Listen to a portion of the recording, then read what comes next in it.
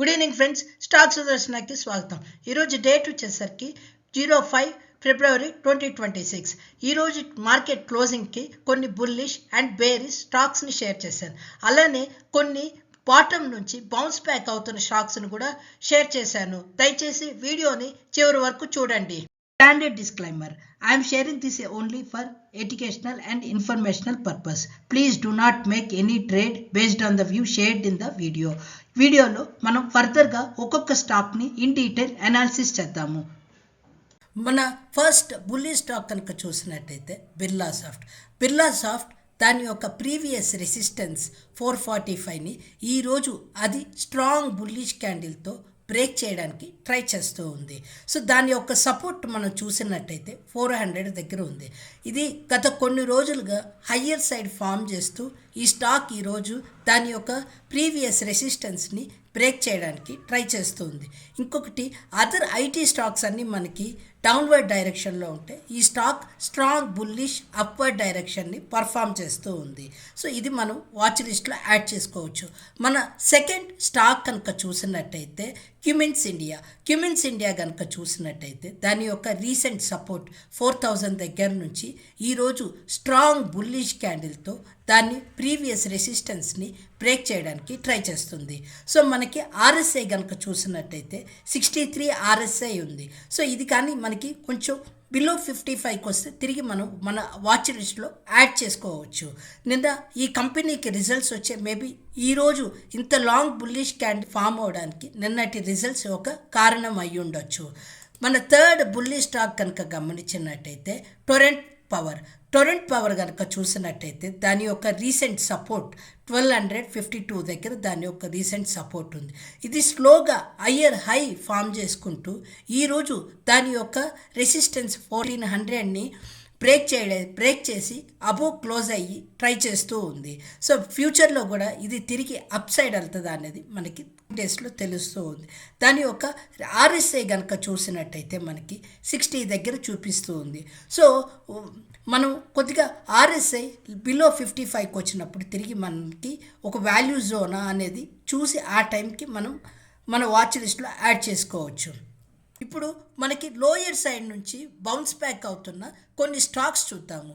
అందులో Tata LXI limited ఇది కనుక మనం గమనించినట్టయితే అది కొద్ది రోజులుగా మనకి హయ్యర్ లోస్ ఫామ్ చేసుకుంటూ ఈ స్టాక్ మనకి రోజుల నుంచి లోయర్ హైస్ని ఫామ్ చేస్తుంది. దాని యొక్క సపోర్ట్ చూసినట్టయితే మనకి నియర్గా 4900 దగ్గర కనిపిస్తుంది. దాని నెక్స్ట్ సపోర్ట్ చూస్తే 5200. ఇప్పుడు లేటెస్ట్ సపోర్ట్ కనుక చూసినట్టయితే 5300. ఈ గత 2-3 రోజులుగా మనకి హయ్యర్ సైడ్ వెళ్ళి తిరిగి దాని యొక్క సపోర్ట్ దగ్గరికి వచ్చి క్లోజ్ అవుతున్నట్టు తెలుస్తుంది. మేబీ ఈ స్టాక్ కమింగ్ డేస్లో మనకి 5000 దగ్గర సపోర్ట్ తీసుకొని మళ్ళీ నెక్స్ట్ హయ్యర్ లో ఫామ్ చేస్తుందా అనేది మనం గమనించాల్సి ఉంటుంది.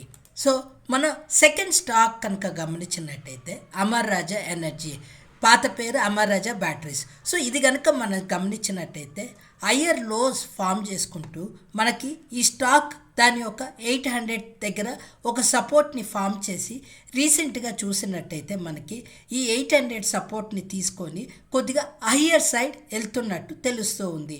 మేబీ కమింగ్ డేస్లో ఇది లోయర్ హైస్ని ఫామ్ చేసుకుంటూ తిరిగి దాని యొక్క ప్రీవియస్ రెసిస్టెన్స్ లెవెల్కి వెళ్తుందా అనేది మనం చెక్ చేసుకోవాల్సి ఉంటుంది. సో మన థర్డ్ బౌన్స్ బ్యాక్ అవుతున్న స్టాక్ కనుక చూసినట్టయితే రెయిన్బో చిల్డ్రన్స్ హాస్పిటల్.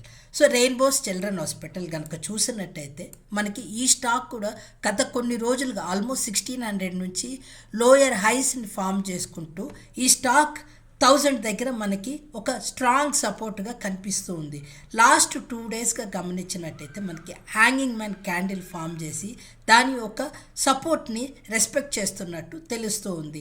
మేబీ ఫ్యూచర్లో కూడా ఇది తిరిగి ఇక్కడ నుంచి హయ్యర్ లెవెల్కి వెళ్తుందా, లేదు అంటే ఈ సపోర్ట్ని బ్రేక్ చేసి మళ్ళీ ఇది డౌన్ సైడ్కి వెళ్తుందా అనేది మనకి తెలియాల్సి ఉంది.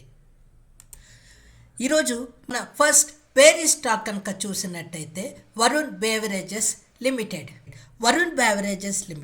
గత 4 రోజులుగా ఇది డౌన్ సైడ్ ఫామ్ అవుతూ దాని యొక్క సపోర్ట్కి ఈరోజు వచ్చి క్లోజ్ అయింది.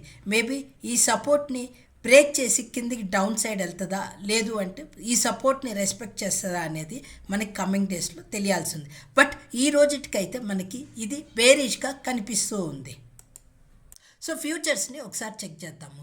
ఫ్యూచర్స్లో లాంగ్స్ ఎక్కడ జరుగుతున్నాయి అంటే జూబ్లియంట్ ఫుడ్ ప్రైస్ పరంగా జూబ్లియంట్ ఫుడ్, నైకా, ఐఓసీలో ఎక్కువ లాంగ్స్ బిల్డ్ అవుతున్నాయి. తర్వాత వాల్యూమ్ మల్టిపుల్తో చూసినట్టయితే బ్యాంక్ ఆఫ్ ఇండియా, క్రాంప్టన్లో ఎక్కువ లాంగ్స్ బిల్డ్ అవుతున్నాయి.